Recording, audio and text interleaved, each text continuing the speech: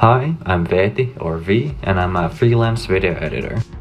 I worked on this video for Disrupt called the $18 million maple syrup heist, which I just called maple syrup in my work folder. I won't be talking about my general workflow with Disrupt videos in this video. For that, you can find my previous behind the scenes video. But what I will be doing is a quick overview of the project and then diving a bit into how the scenes were built and the decision making and the reasoning behind these scenes. The total runtime of my scenes was 4 minutes and 20 seconds. It was made up of 9 sections which encompass 14 scenes. This project took about 37 hours. And once again, my weapons of choice were After Effects for the visuals and Premiere for the audio, but I also used Photoshop for a part of this project. But now let's just get into the scenes.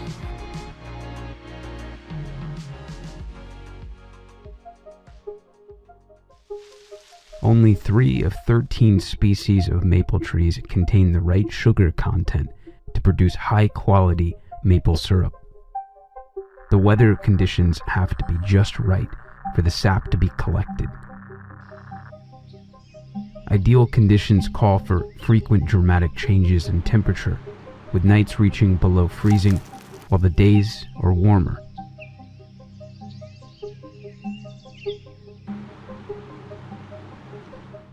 At night, while temperatures are cold, the sap rushes toward the roots of the tree. While in the daytime, when temperatures are warm, the sap rises back up the tree to fill the trunk with sap. This drastic change. For this scene, we have some simple graphics leading to a montage of nature imagery and then ending with the stylized sap animation. The tree sample cards are super simple, with the leaves being traced based on, well, pictures of the real leaves. To make it a bit more visually interesting though, I made them into these kinds of cards, which gives them visual clarity as it separates them and connects the text to the leaf. These cards also make the 3D rotation on them a bit more distinct. This is because the straight lines distort very easily, making it an effective way of communicating this rotation. Then, as a final little touch, we make the text and graphics appear kind of randomly. This is to make their appearance a bit more organic, to make it take up more time, and to give it a pinch of more visual intrigue. That same kind of idea about like feeling more organic is the reason why we leave the text and graphics on for a bit when we move on to the next shot. It's just a little extra to give it more texture and layers, makes it feel a bit less like planned. Then we have this pouring shot. It's nothing really special, just text appears first on top of the footage, then overlaid in the footage. The text's also hit with a displacement map. With the map being off the footage, it's overlaid on. This gives it a pretty cool look in that it's kind of a middle point between not trying to be super realistic, but it still feels like it's kinda in the scene. Then we add some rotation on top of everything just to make it a bit more interesting and also to emphasize that pouring motion. We then cut to this weather radar with the sound effect fading in first to kind of soften the cut. The first idea with weather is usually to use either nature or like infographics, but with the next shot having so much nature in it, I wanted to go a bit more abstract. The voiceover talks about the conditions having to be just right, so my mind went to the farmers need to know the weather, they need to predict the weather, and predicting the weather kind of leads to a weather radar.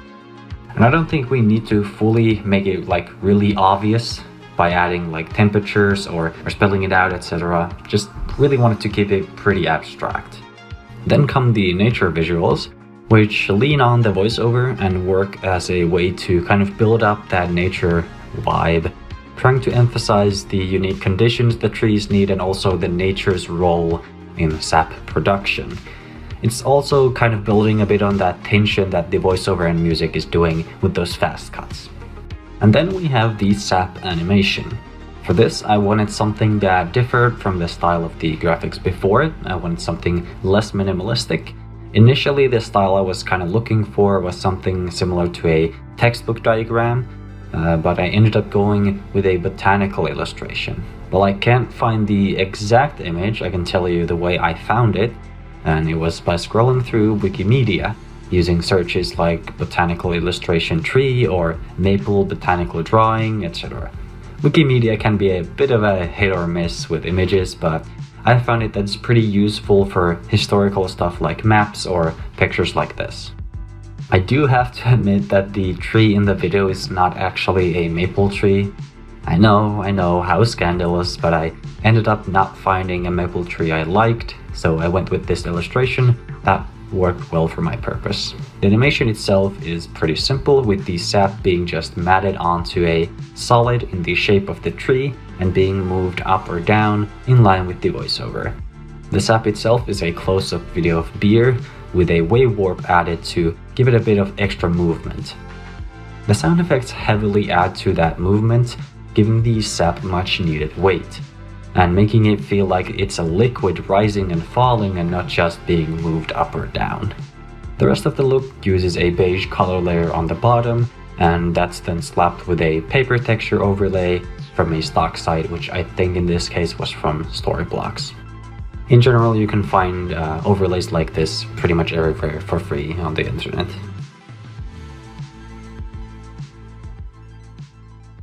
As it simmers for days on end until all the water has evaporated and what's left is a sugary golden elixir.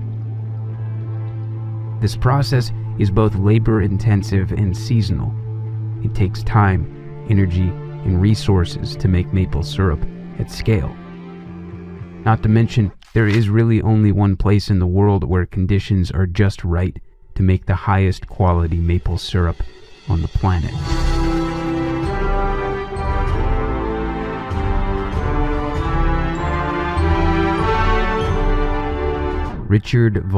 For this scene, we're just looking at this first shot.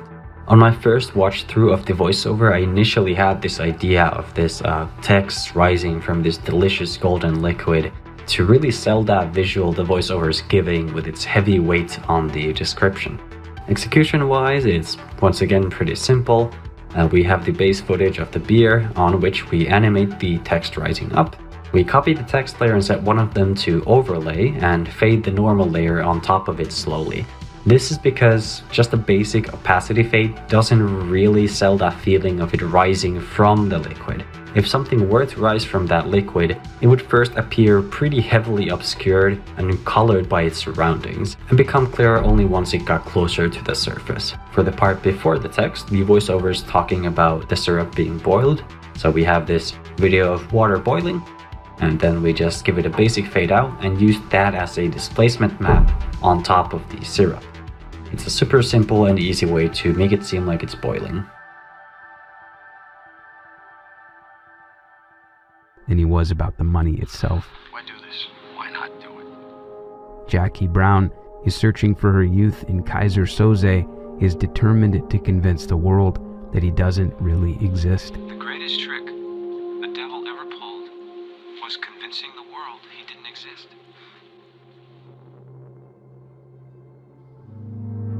The crime. I actually really personally like this scene.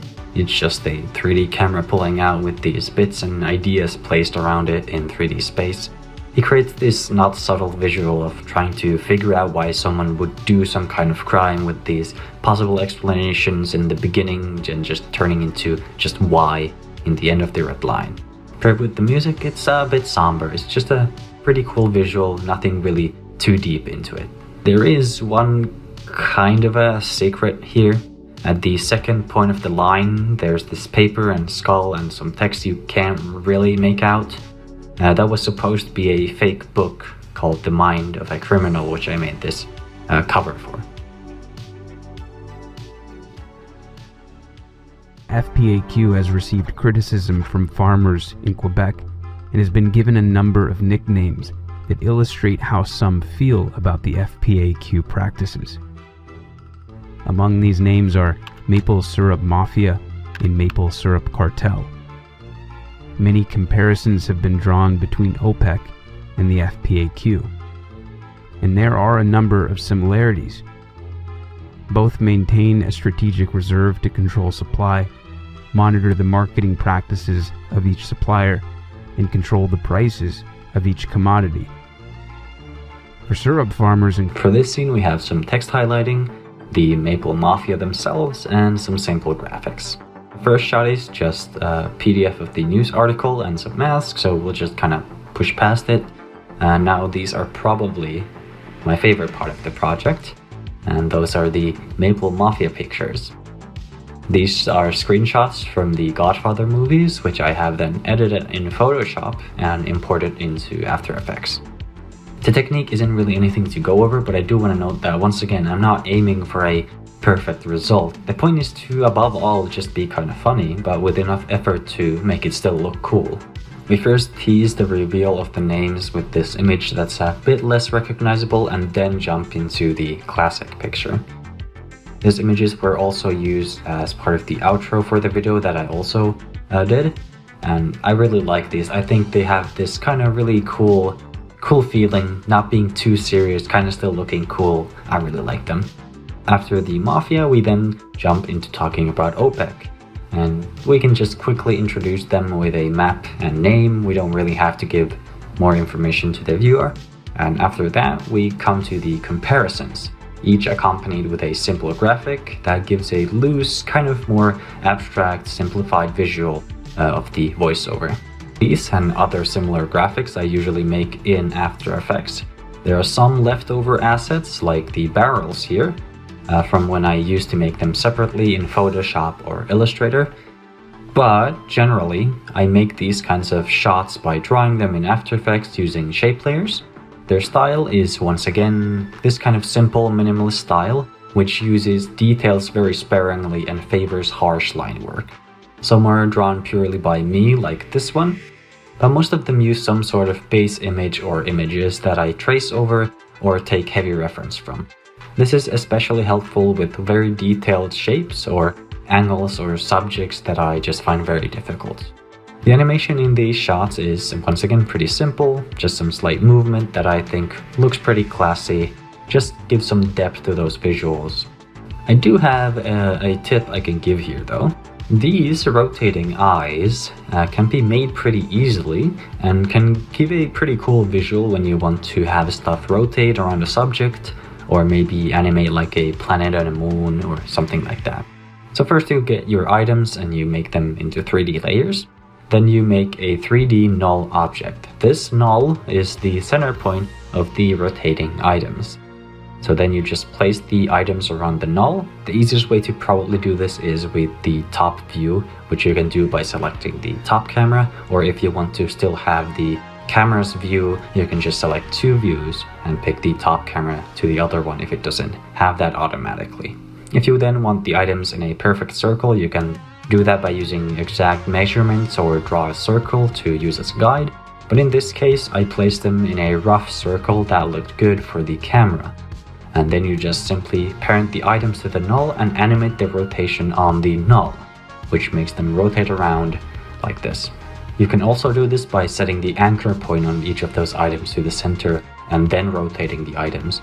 And this can be helpful if you want to give each of the items an independent speed of their rotation. And with that tip, I'm pretty much done. This was a pretty straightforward project, but I still really liked working on it. It had a bunch of cool visuals and a bunch of stuff that I learned and will use in the future, so I hope you enjoyed. Bye!